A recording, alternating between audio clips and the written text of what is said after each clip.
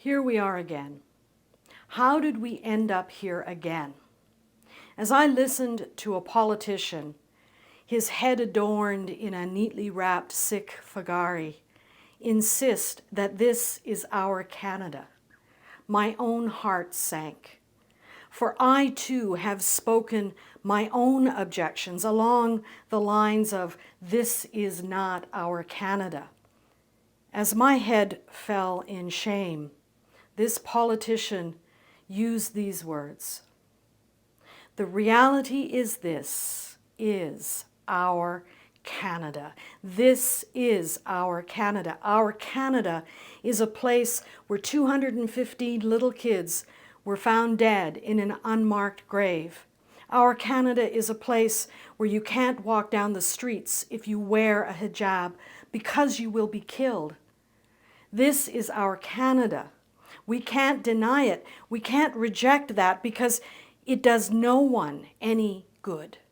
The reality is our Canada is a place of racism, of violence, of genocide of indigenous peoples, and our Canada is a place where Muslims aren't safe. They aren't safe, he said. They aren't safe. Muslims are not safe in this country. Whether you agree with his politics or not, Jagmeet Singh's indictment begs the question, how did we get here? Why are the seeds of racism and hatred flourishing in our land and in the lands of our neighbours? The stark realities are clear. Even if the sources of the infestation remain hidden, buried beneath our carefully held illusions of our own innocence.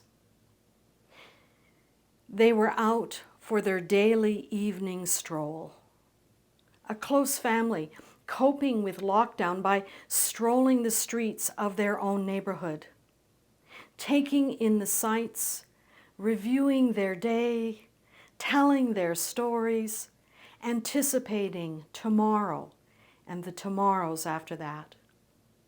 He is a deranged young man whose mental illness is fertile ground for the seeds of hatred scattered across our land, growing within our communities, such noxious weeds that our efforts to root them out fail over and over again.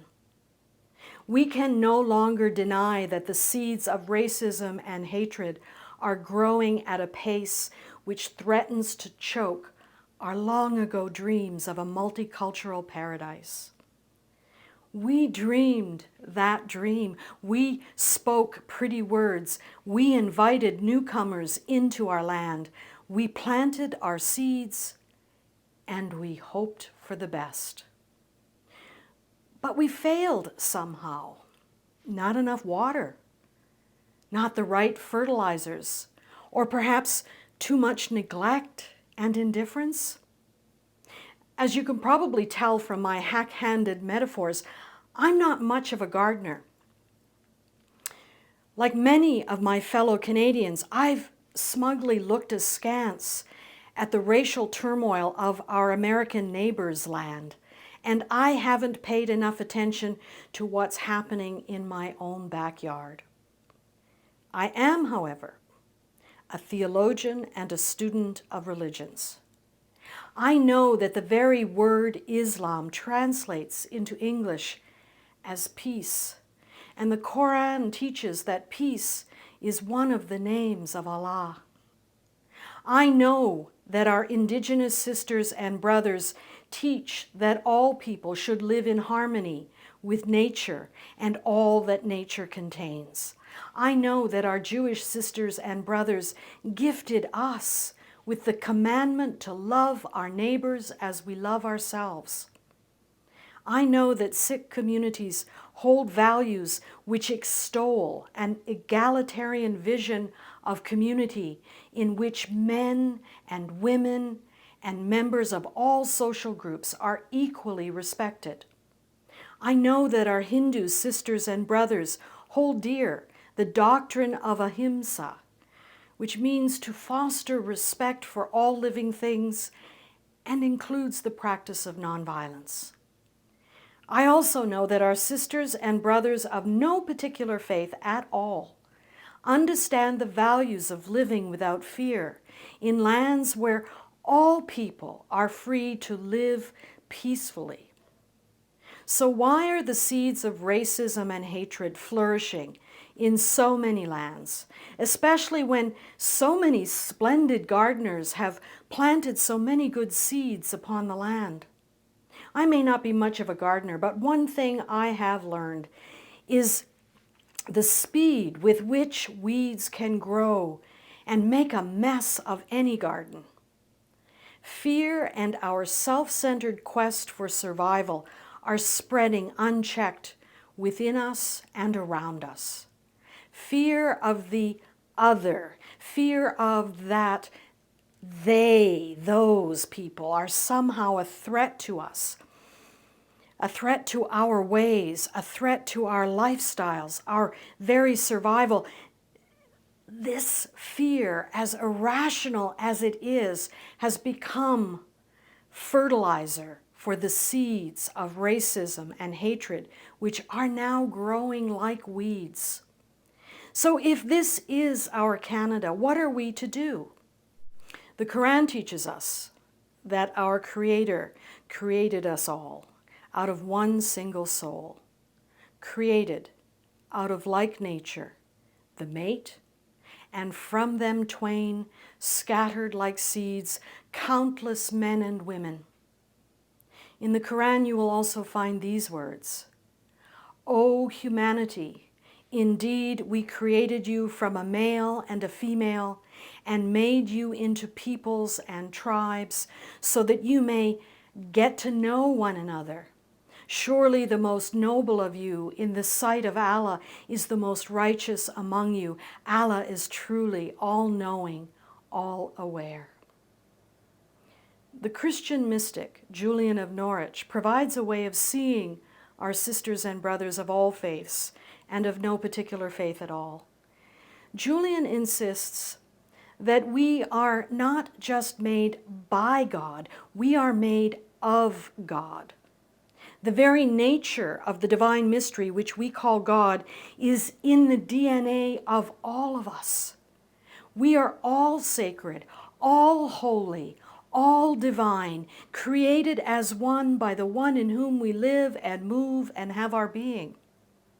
When we begin to see the divine mystery, which is the love we call God, in all, we need not fear the other, for we are one in the love which made us. I can already hear some of you ask, that's all well and good, but what are we supposed to do? How do we tend to this blessed garden? There are weeds growing everywhere, and fear is on the rise. I do wish I was a better gardener. All I can say is that love casts out all fear. And if we can eliminate the fear, then the noxious weeds of racism and hatred will wither and die. Yeah, I know what you're thinking. What does this love look like? How do we apply this love to our beloved garden? Well, dear ones, I suspect that some of our gardening skills have lain dormant for far too long. It is long past time for us to be love in the world. The next time you see a woman wearing the hijab or a man wearing a turban, put yourself in their place and ask yourself what you would want if you were them. This is what it means to love your neighbor as you love yourself. A smile. I know it's difficult right now when we're all wearing masks, so smile with your eyes. Hello, good to see you. Or salam alaikum. If you don't have friends from different religions and cultures, ask yourself why and begin to make some overtures to strangers. Put yourself outside of your own comfort zone. Take some risks. Make some mistakes. Learn new ways of being human from humans who do things differently than you do. Take a course in another religious tradition. Make a friend, Be a friend. Commit outrageous acts of kindness. Be recklessly hospitable, foolishly generous. Listen and learn. Stand in solidarity. Grieve with those who are grieving. Try to understand the pain of those who have been wounded. Give up some of your privilege. Lord knows most of us have way more than our fair share. Be love in the world by planting some seeds and then tending those seeds and watching them grow. Jesus compared the kingdom of divinity, the family of the divine, to a mustard seed which people plant in the soil.